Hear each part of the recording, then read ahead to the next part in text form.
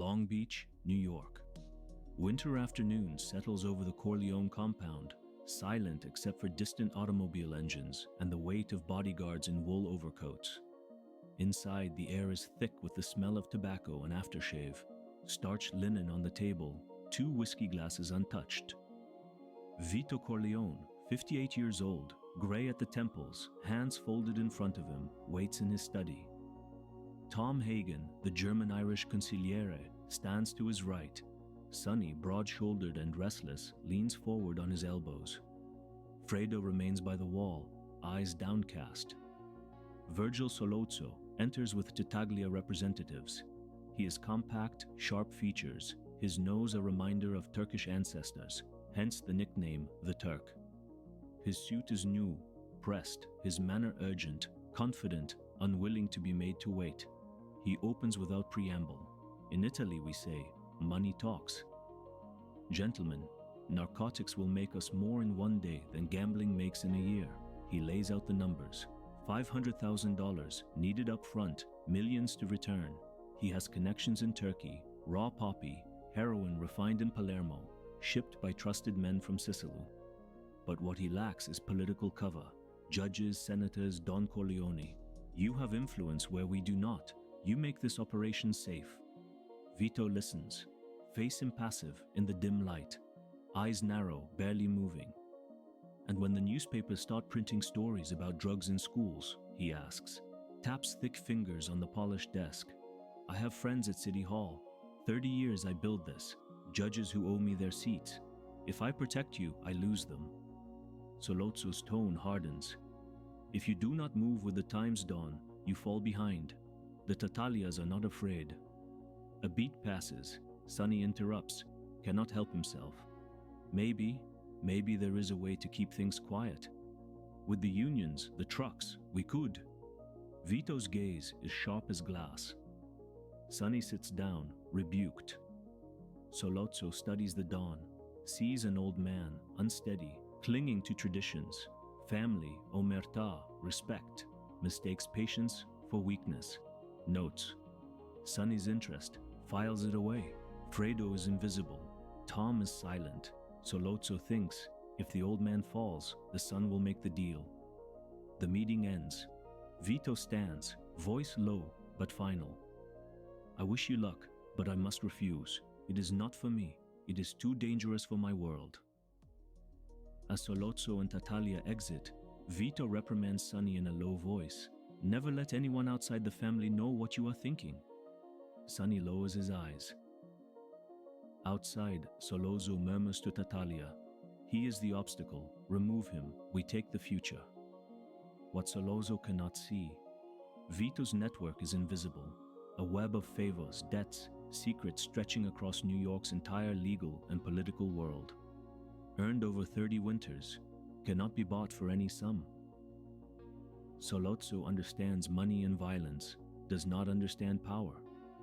Snow begins to fall as the automobiles pull away, muffling the sound of tires. Inside, Vito stands by the window, fingers folded, gaze fixed on the darkness. The conflict is set. The old world and the new have declared war. December 1945, Bronx, New York. Afternoon turns dark. Neon lights flicker above Italian restaurants. Inside a small social club on Arthur Avenue, Virgil Sollozzo smokes a Turkish cigarette, smoke curling toward the stained ceiling. Across from him, Philip Tartaglia, 62 years old, sunken eyes, silk suit, hands ink-stained. Both men hunched over a map of Manhattan. Narcotics operations traced in red. Tartaglia speaks first, voice raspy from decades of tobacco. Corleone refuses, expected that. He's old, clinging to old methods, but he controls the judges, the politicians. Without him, we are exposed. Sollozzo crushes his cigarette in a brass ashtray. Old men do not adapt. They do not see the future. Drugs are worth 10 times more than gambling, 10 times more than prostitution. If he will not move, we remove him. Tartaglia leans back. His silence is consent. They have worked together for 8 years. Sollozzo supplies, Tartaglia distributes. But without Vito's political cover, the operation is vulnerable. Police raids, Federal prosecutors, newspapers, they need Corleone or they need him gone. But there is a problem, Tattaglia says. Sonny, the oldest son, he showed interest during the meeting. If the old man falls, Sonny takes control. He will make the deal. Sollozzo smiles. Exactly. Sonny is impulsive, hungry for money, young. He does not have the father's patience. We can work with him. They plan for 3 hours. 2 gunmen, unregistered weapons, daylight attack. Corleone leaves his olive oil office every Thursday at 11 in the morning, always with Fredo, the weak son who cannot shoot straight. Perfect. Sollozzo sets the timeline, 2 weeks before Christmas. When we hit him, Tom Hagen negotiates with Sonny. We offer $500,000 up front. Sonny accepts. The Corleone family becomes partner, not obstacle. What Sollozzo cannot see, Vito Corleone has built his empire over 30 years of patience, not just muscle, favors, secrets, debts. A judge owes him his seat. A senator owes him his campaign. 3 police captains owe him their pensions. This invisible web cannot be destroyed with 5 bullets. Sollozzo studies photographs of Vito taken by his men, sees a 58-year-old man, gray at the temples, walking slowly. A Sicilian immigrant who sold olive oil. Mistakes age for weakness. Mistakes patience for fear. Tattaglia counts bills on the table. $50,000 up front for the gunman. Another $50,000 when he is dead. Money enough to buy loyalty, but not enough to buy what Vito possesses. Respect earned through decades. That evening, Sollozzo returns to his Hell's Kitchen apartment. 3rd floor, thin walls, smell of lamb stew. He sits by the window, watches rain-soaked streets.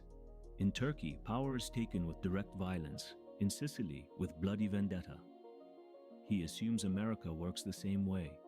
He does not understand that Vito's real power is not in the streets. It is in courtrooms, in city hall offices, in whispered conversations with men in gray suits who never fire a weapon but control who goes to prison and who walks free. While Sollozzo plans, while Tattaglia counts money, while gunmen clean their weapons, Vito Corleone sits in his study, reads the newspaper, drinks espresso, suspects nothing yet. But his network, built over 3 decades, remains intact. Invisible, waiting. 2 days later, the gunmen receive orders, photographs of Vito, description of his black Cadillac, exact time, 11:18 in the morning, Thursday, outside Genco Pura Olive Oil Company. Sollozzo tells them, do not fail, an old man, a weak son, simple.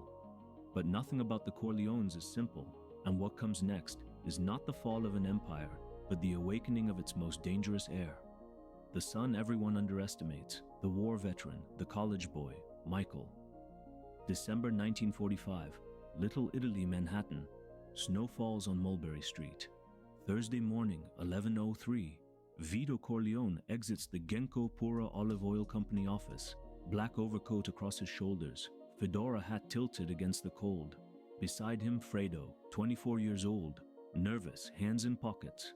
The bodyguard stayed inside. A mistake. Vito stops at a fruit stand.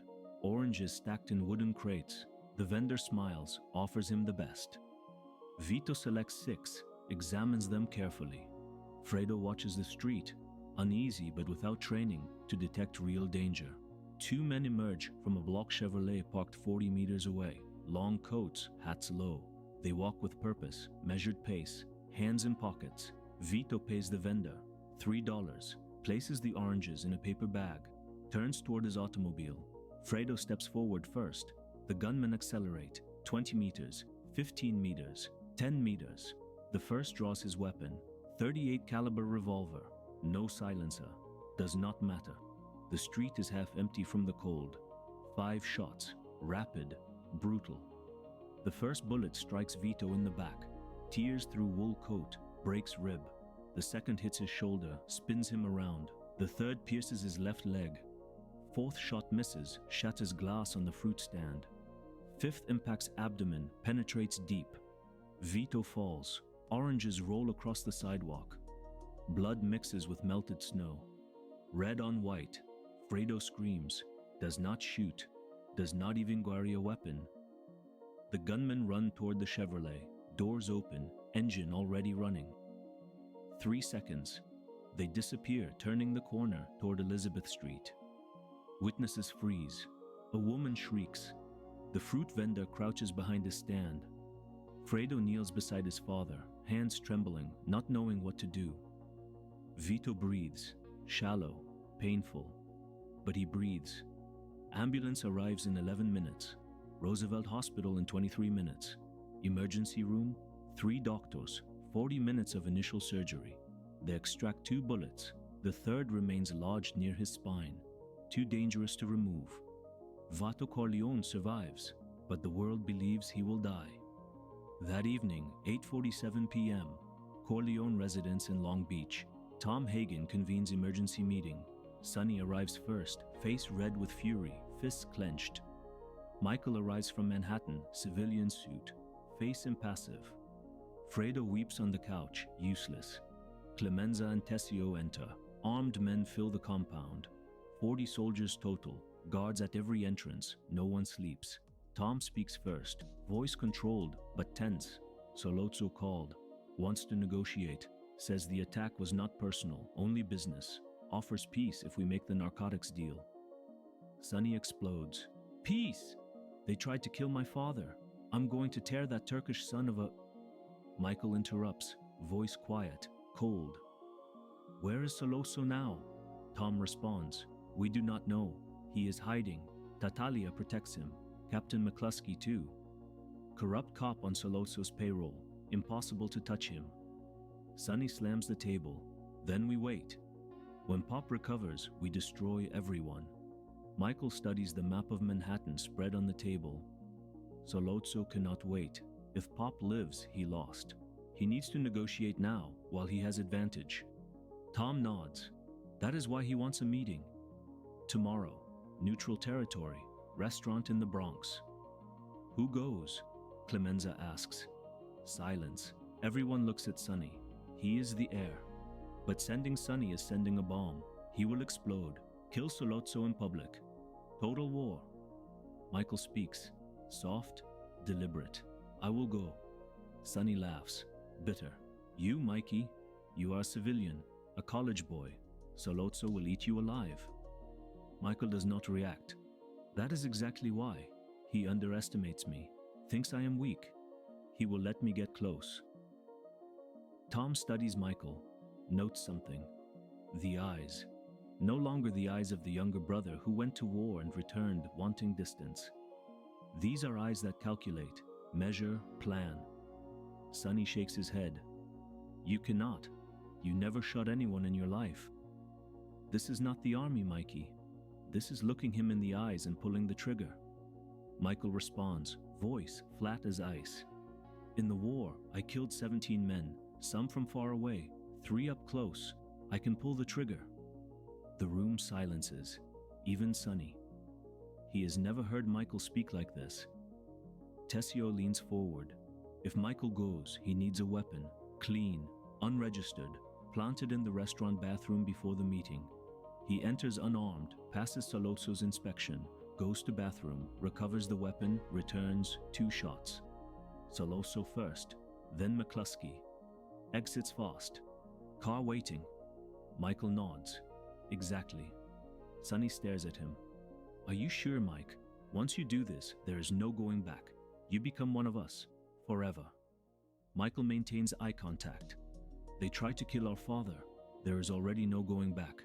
Tom relents. All right, Tessio, get the weapon. Clemenza, plant the car. Michael, tomorrow night, 9:30, Louis Restaurant in the Bronx. Sollozzo and McCluskey will be waiting. But Michael does not go to that meeting yet. First 3 days of preparation.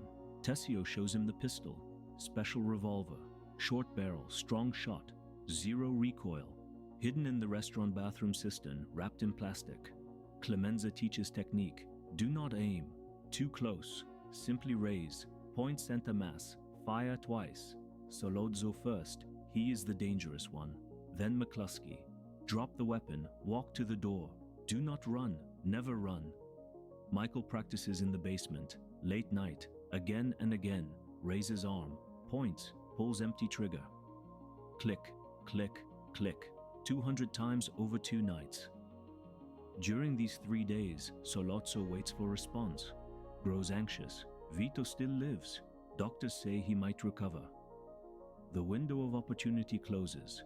Tartaglia presses. The other dons watch. If Sollozzo does not negotiate peace soon, the 5 families enter total war.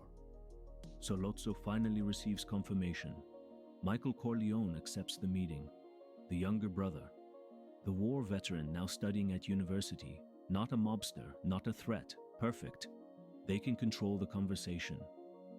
Sollozzo tells McCluskey, "This kid is soft. We convince him his father should retire. Sonny takes control. Sonny wants money. We make the deal. Everyone wins."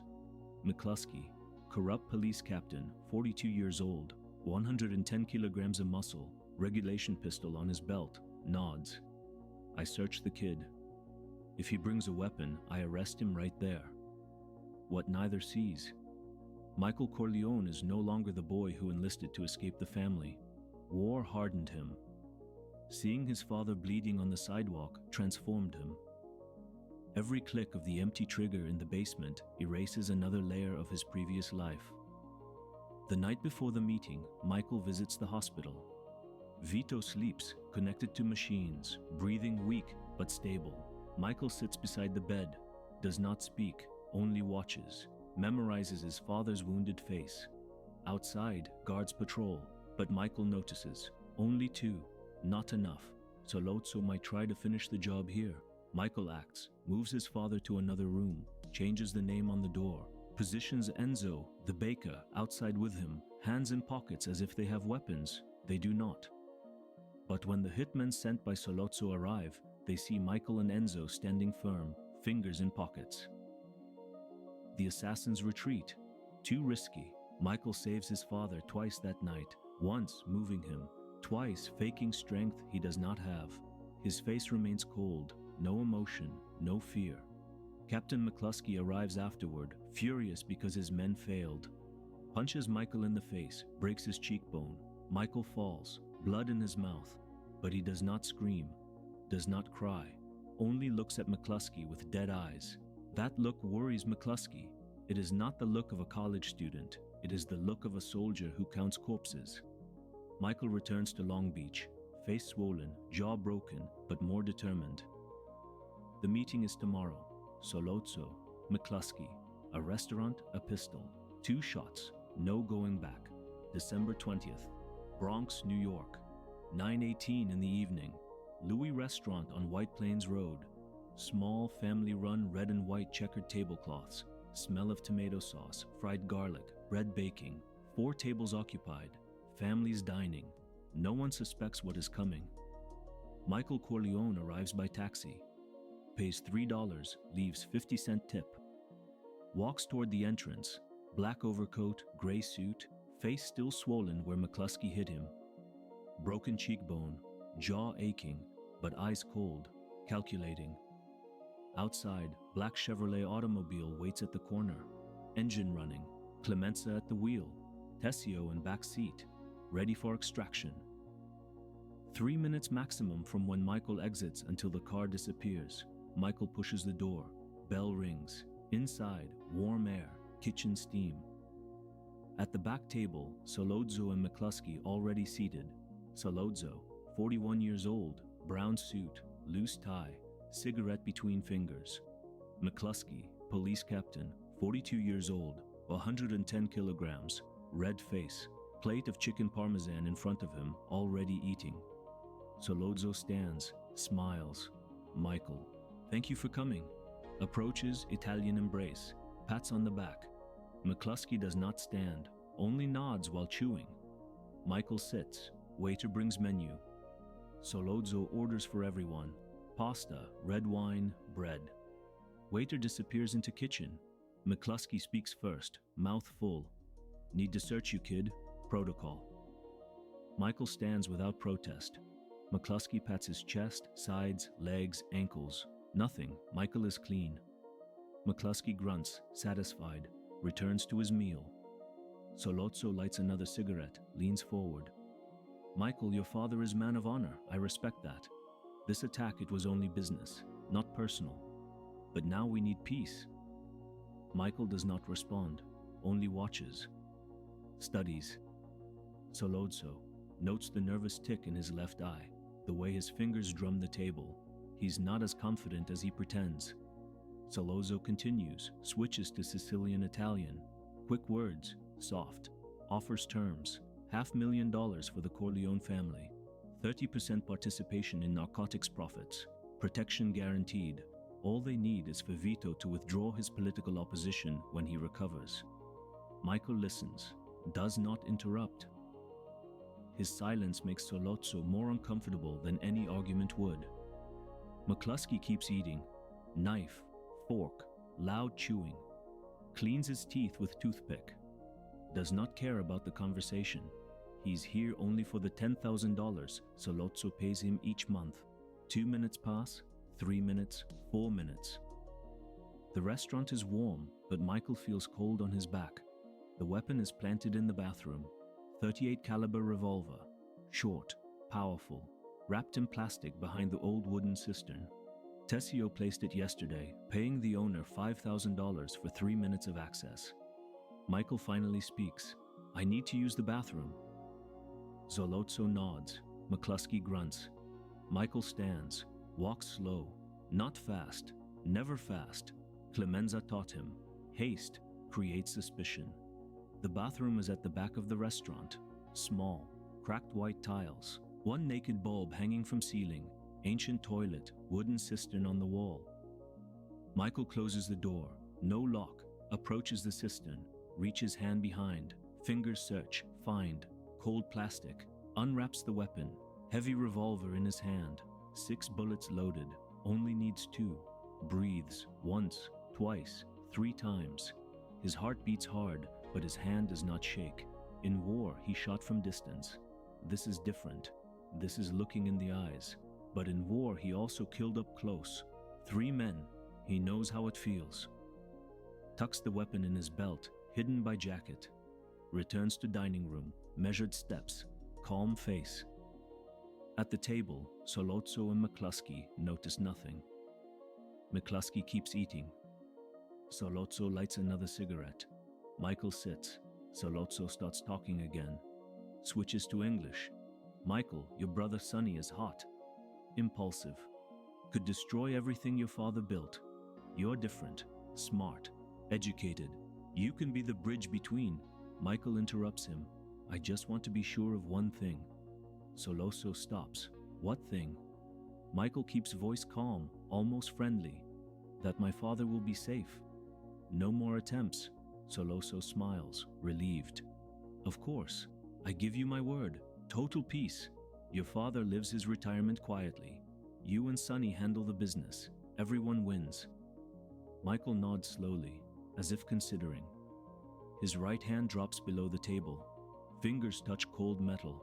In that moment, the restaurant is normal noise. Families conversing, silverware clinking, kitchen producing orders, soft Italian music from the radio. No one pays attention to the back table. Michael raises the weapon. Time slows. First shot. Explosion. Thunder. Sollozzo's face. Hole between the eyes. Expression frozen between surprise and understanding. Goes backward. Chair falls. Body hits floor. Second shot. McCluskey. Neck. Blood splatters the checkered tablecloth.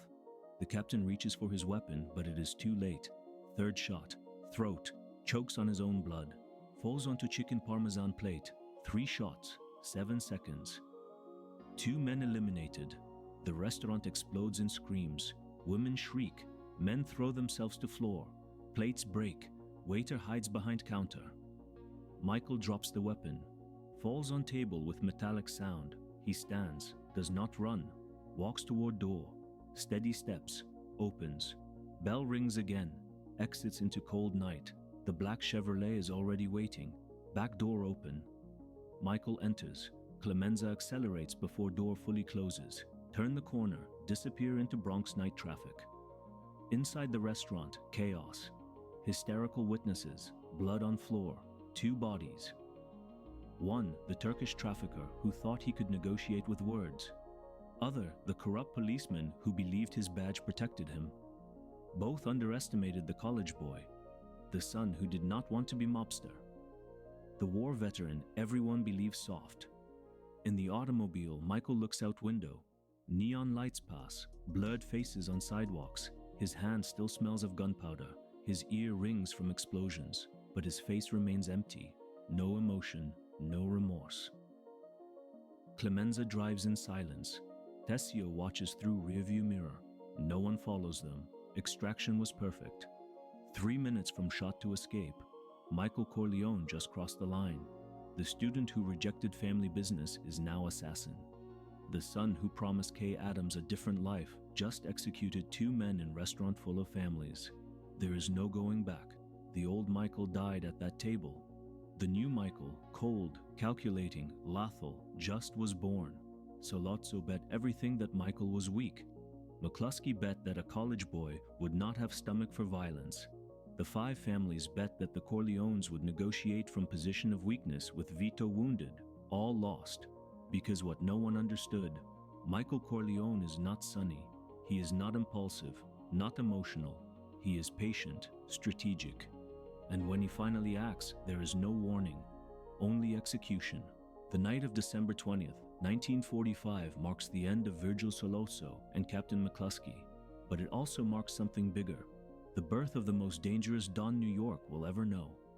And it all started because they underestimated the boy who only wanted to stay out of the family business.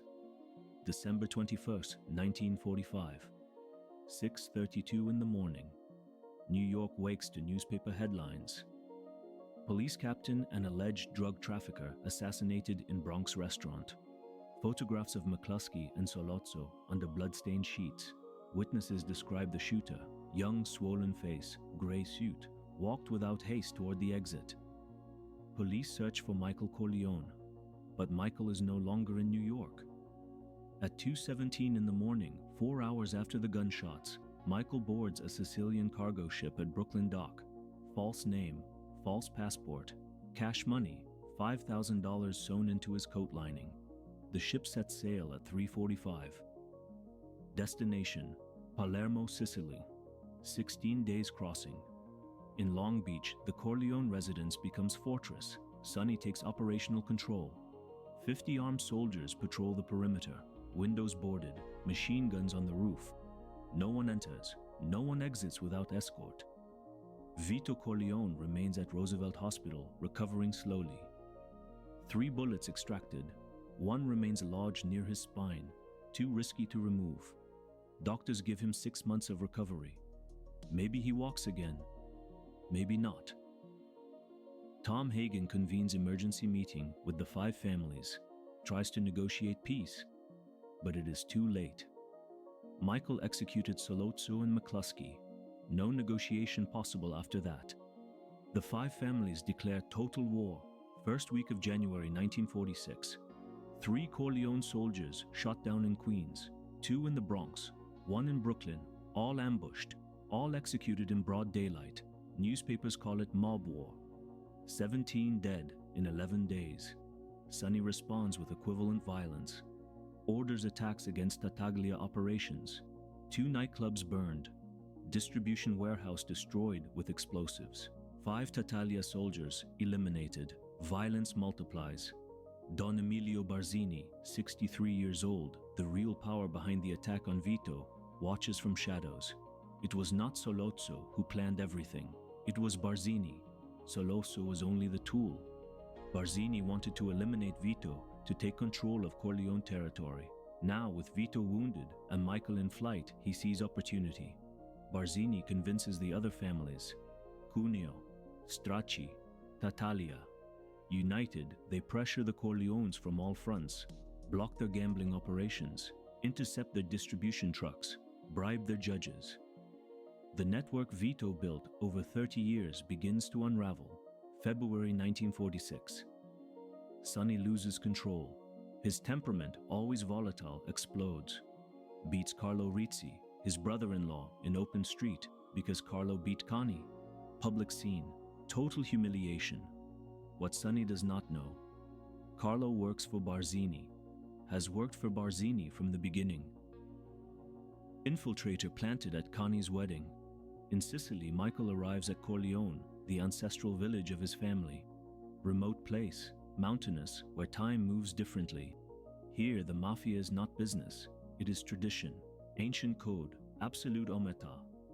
Don Tomasino, old friend of Vito, protects Michael, offers him refuge in isolated villa. 2 bodyguards, Fabrizio and Calò, accompany him constantly. Michael walks through olive fields, reads books, waits. Months pass.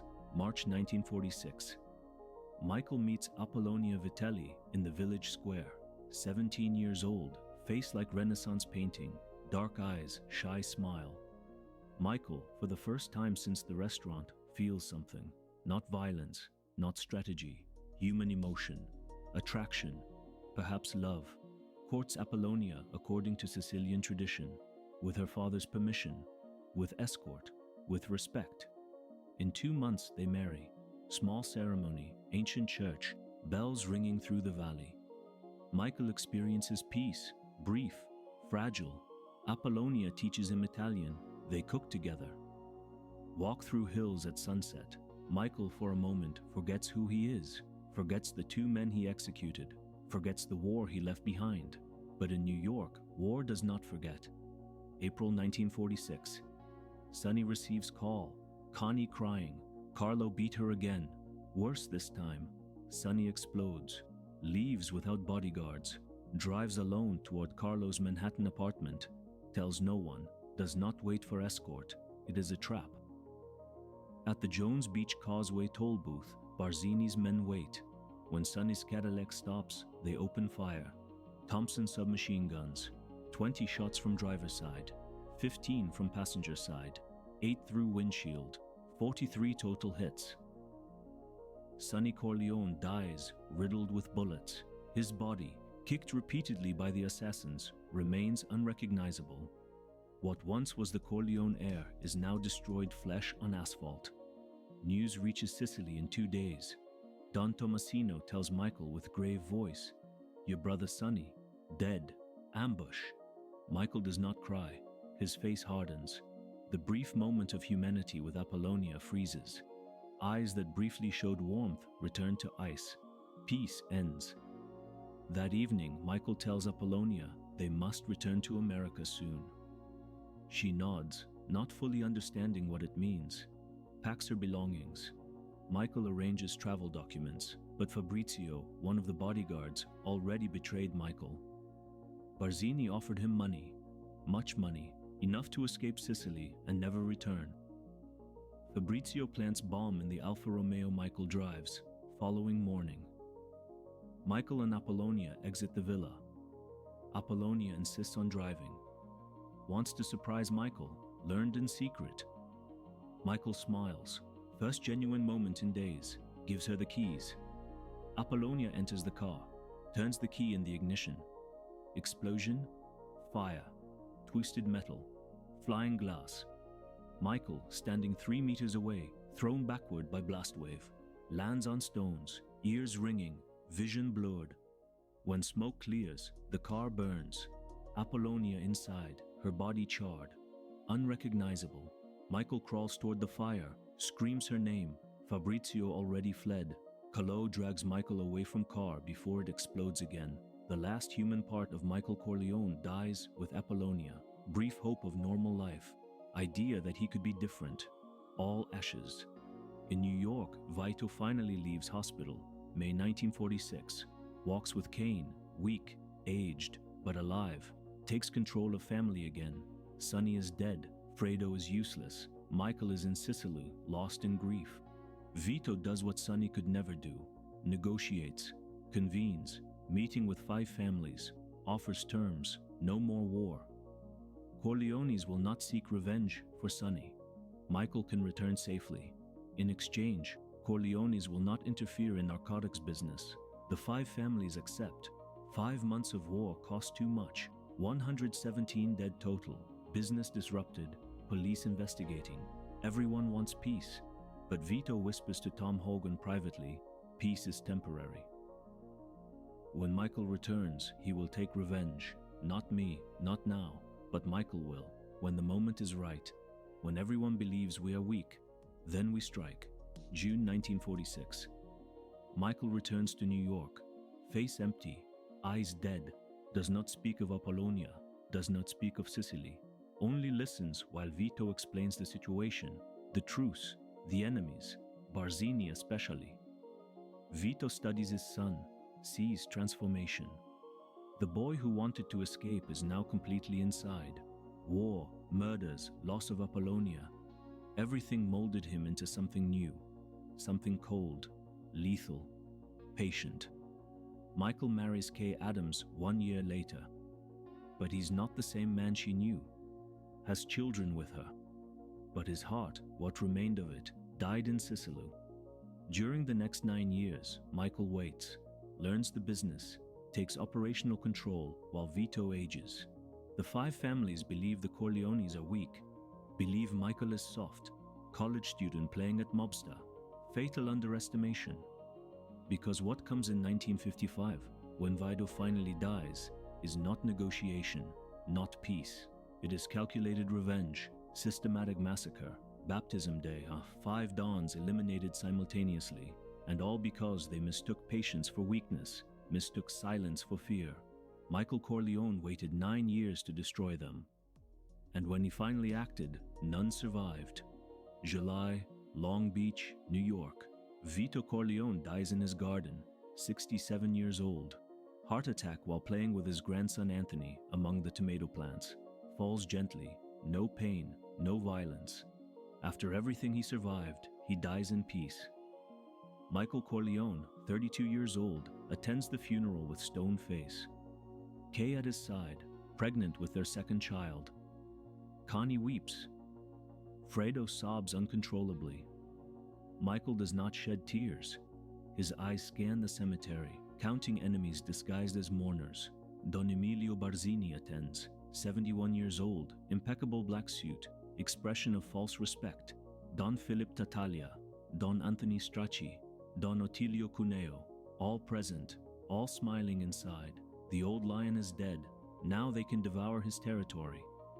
Tom Hagen, consigliere, approaches Michael after the burial. Voice low. Barzini has started moving. He's pressuring our judges, offering better terms to our businesses. He wants us to collapse without firing a bullet. Michael nods slowly. I know. I have been waiting for this. That evening, private meeting at the Corleone compound. Michael convenes Clemenza, Tessio, and trusted men. Spreads map of New York on the table, 5 photographs, 5 dons, 5 targets. Michael speaks with quiet voice, no emotion. Tomorrow we baptize my son at St. Patrick's Cathedral. Ceremony at 10 in the morning. We'll last 45 minutes. In those 45 minutes, we eliminate the 5 families. Simultaneously, no warning, total war becomes absolute peace. Clemenza studies the map. Don, it is impossible. 5 men, 5 different locations. The timing does not work. Michael points to each photograph. Barzini exits his club at 10:15 every Sunday. Tattaglia visits his mistress in the Bronx on Sundays at 10 in the morning. Stracci receives massage at his barbershop at 10:30. Cuneo is in his hotel, always. Mo Green in Las Vegas exits the casino at 7 in the morning local time, 10 in the morning our time. He has been documenting their routines for 9 years, since returning from Sicily. Every movement, every weakness, patience converted to strategy. Tessio whistles low. 9 years planning this. Michael looks at him coldly. My father taught me, the most dangerous enemies are those who wait. Barzini waited 5 years to attack my father. I waited 9 to destroy him. Assigns tasks. Clemenza takes Barzini, Willie Cicci for Tattaglia, Rocco Lampone for Stracci. 2 Sicilians, newly arrived, for Cuneo. In Las Vegas, local man for Mo Green. All coordinated, all synchronized with the baptism. But one problem remains. Carlo Rizzi, Michael's brother-in-law, Connie's husband, Barzini's infiltrator for 10 years, the man who set the trap that killed Sonny. Michael knows, always knew. Vito told him before dying, but he waited, as he waits for everything, until the perfect moment. Sunday, August 10th, 1955. Bright morning. St. Patrick's Cathedral filled with guests. Michael wears black suit, impeccable tie. Kay holds their newborn son. The priest begins baptism ceremony. While Michael repeats baptismal vows, renouncing Satan in quiet voice, his men execute orders across the city. 10:14 in the morning, steps of the Vesuvio Club. Don Barzini exits, accompanied by 2 bodyguards. Man in black hat approaches. Revolver emerges. 3 shots, chest, neck, face. Barzini falls on stained marble. Bodyguards die seconds later. 10:16 in the morning, Bronx, apartment of Tatalia's mistress. 2 men enter through fire escape. Tatalia in bed. 4 shots through sheets. Blood soaks white silk. His mistress screams. Assassins already gone. 10:28 in the morning, barber shop in Queens. Strachey reclined in chair, hot towel over his face. Barber exits salon. 2 Sicilians enter. Silenced pistols. 5 shots. Towel muffles his last breath. They exit walking normally. 10:31 in the morning, Roosevelt Hotel, presidential suite. Cuneo opens door for room service.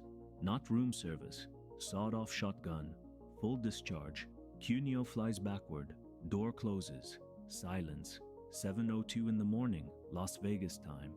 10:02 New York time. Mo Green exits casino after night of counting. Adjusts his glasses. Sniper from opposite building. 1 shot through left eye. His glasses fall broken on sidewalk. In the cathedral, Michael holds his son while priest pours holy water. Do you renounce Satan? I do renounce him. 10:45 in the morning.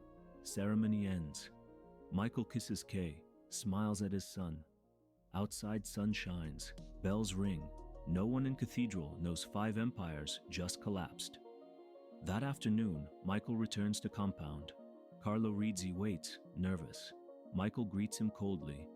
Carlo, I need to speak with you. Guides him to his study.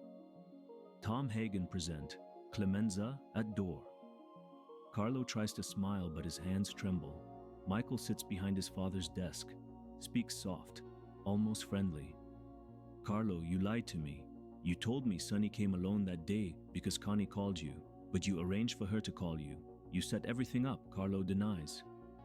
Michael, I do not know what you are talking about. I love Sonny like a brother. Michael leans forward. Was it Barzini? Silence.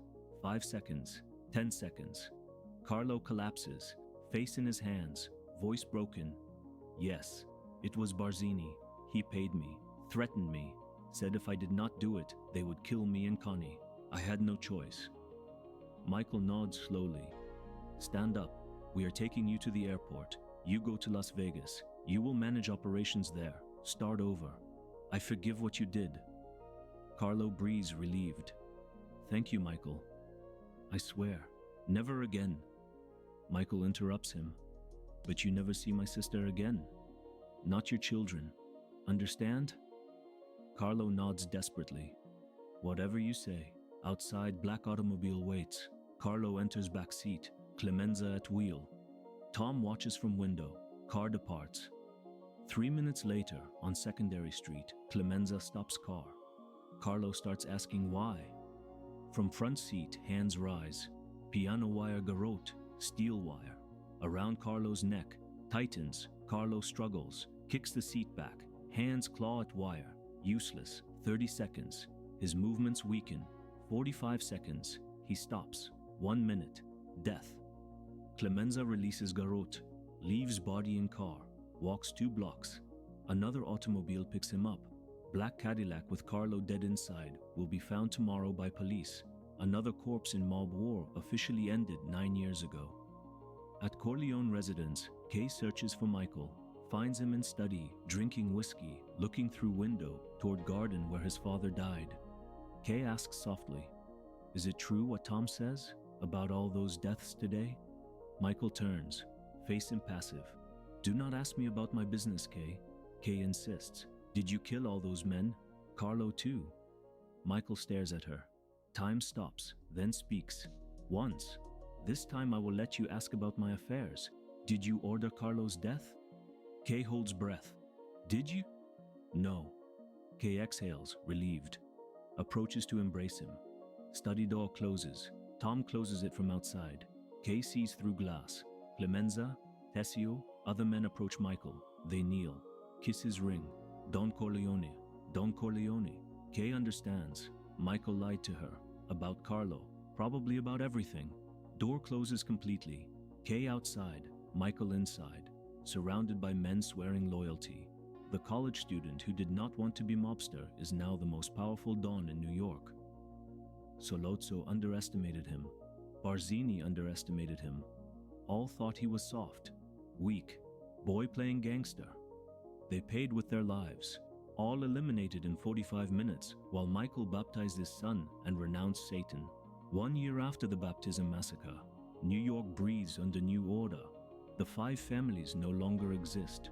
The territories that once belonged to Barzini, Tattaglia, Stracci, Cuneo, now answer to one name, Corleone. Michael Corleone, 33 years old, sits behind the desk that belonged to his father. Same mahogany desk, same files, but different empire. Where Vito built with favors and patience over 30 years, Michael consolidated with calculated violence in 45 minutes. The numbers tell the story. In 1955, before Vito's death, the Corleone family controlled 23% of gambling operations in New York. In 1956, they control 67%. Their annual earnings jump from $8 million to $24 million. Michael multiplies his father's empire by 3 in 12 months, but the cost is invisible, measured in distance, not money. Kay Adams Corleone, now 30 years old, sits in her room separate from the master bedroom, has not shared bed with Michael since she discovered the truth about Carlo, since she saw the men kissing his ring, Don Corleone, Don Corleone. She tries to maintain normalcy for their children. Anthony, 4 years old, plays with toy soldiers in the garden. Mary, 2 years old, chases butterflies among the roses Vito planted. They do not know their father is monster disguised as businessman. Michael visits his children in the afternoons, 30 minutes exact. 5:30 to 6 Mali p.m., timed, controlled, reads them stories with monotone voice, asks about school. But his eyes remain empty. The part of him that could feel paternal love died in Sicily with Apollonia. Connie Corleone, Carlo's widow, hates Michael. For 2 years refuses to visit him. Marries again, weak man, alcoholic. Has children with him. Anything to get away from the family. But money keeps arriving, monthly. $5,000, blood converted to bills. Michael moves main operations to Nevada, buys 3 casinos in Las Vegas. Facade of legitimacy, bright hotels, neon lights, tourists laughing while losing money in slot machines. Behind, back rooms where real money is counted, millions laundered weekly. Tom Hagen administers while Michael remains in New York, controlling from distance. Fredo, the weak brother, manages minor casino. Charity job. Michael knows Fredo is useless, but he is family, for now. The other mafia families, those that survived, learned the lesson. Do not oppose Michael Corleone, do not negotiate, only obey. When Michael suggests closing narcotics operations in school territories, they close. When suggests monthly contribution to Common Lawyers Fund, they contribute. His word is absolute law. But something is changing in America. 1960, presidential elections, federal investigations into organized crime. McClellan Committee in Washington interrogates mobsters on national television. The world Vito built, based on silence and shadows, begins illuminating under camera lights. Michael adapts, always adapts, hires corporate lawyers, structures business holdings, separates legal from illegal operations with layers of impenetrable bureaucracy. Federal investigators can trace money for years and only find documents signed by shell companies registered in Panama.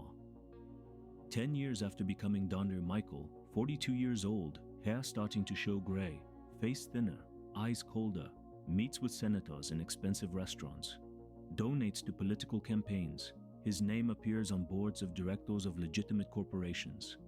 Kay still lives in same house, separate bedrooms, separate lives. She teaches at private school, finds meaning helping children who are not hers, because her own are being raised by nannies while their father builds criminal empire. Anthony, now 13 years old, asks about his father's work. Michael answers, business, import, export, investments. Anthony does not believe completely, but does not press. Instinctive fear stops the questions.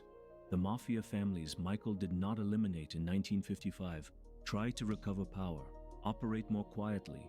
New dawns, younger, hungrier. They think 15 years is enough time, that Michael has become soft, legitimate, vulnerable, fatal mistake, again. Michael eliminates 3 bosses in 1 month, accidents, heart attacks, disappearances. No one can prove anything, but message is clear.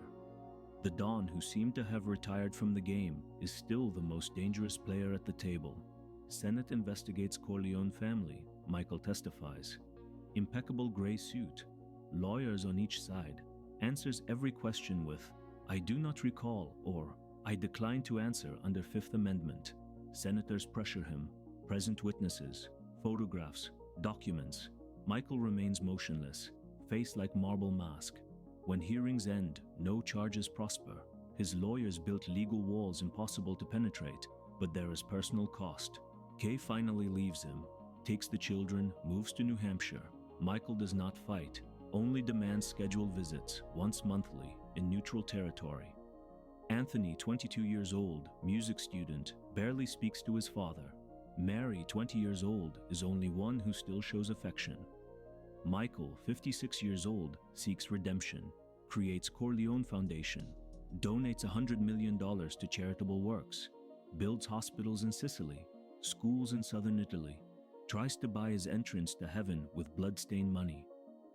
The Vatican accepts his money. Hypocrisy is universal. Connie returns to family. Her second marriage failed.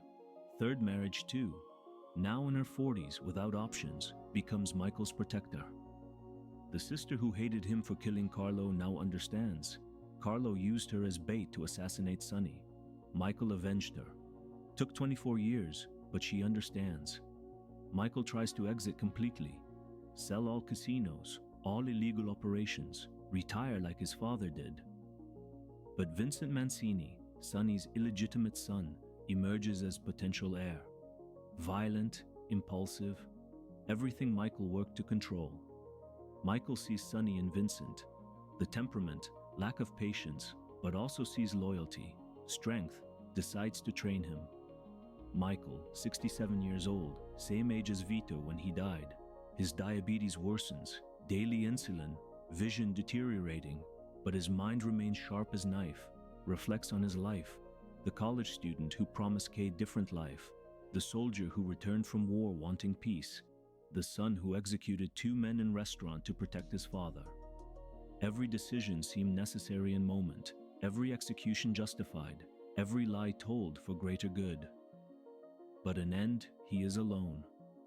Kay gone. Anthony despises him. Mary is dead, assassinated by mistake in 1980 when they tried to kill him. All enemies eliminated, all battles won, but war against his own humanity, that one he lost decades ago. Michael Corleone dies in Sicily in 1997. 74 years old, alone, sitting in garden chair of ancient villa, silent heart attack, his body found hours later by servant, small funeral. Vincent attends, some old soldiers. Tom Hagen died years before. Clemenza, dead. Tessio, executed in 1955. Fredo, assassinated by Michael's order in 1959. Connie, only family remaining, weeps genuinely. Kay does not attend. Anthony sends flowers, but does not come. The family Michael protected with violence, fragmented by that same violence. Michael Corleone's legacy is not in the millions he earned, not in territories he conquered, not in enemies he eliminated. It is in the lesson no one learned until it was too late. Sollozzo saw college student. Barzini saw inexperienced son. All who underestimated him died believing patience meant weakness. That silence meant fear, that who waits loses. Michael Corleone waited 9 years to destroy the 5 families, waited his entire life to become something he swore never to be. And when he finally acted, there was no mercy, no warning, only perfect execution. The man who most despised becoming like his father became something worse, colder, more calculating, more alone. And it all started because someone underestimated the boy who only wanted to stay out of the family business.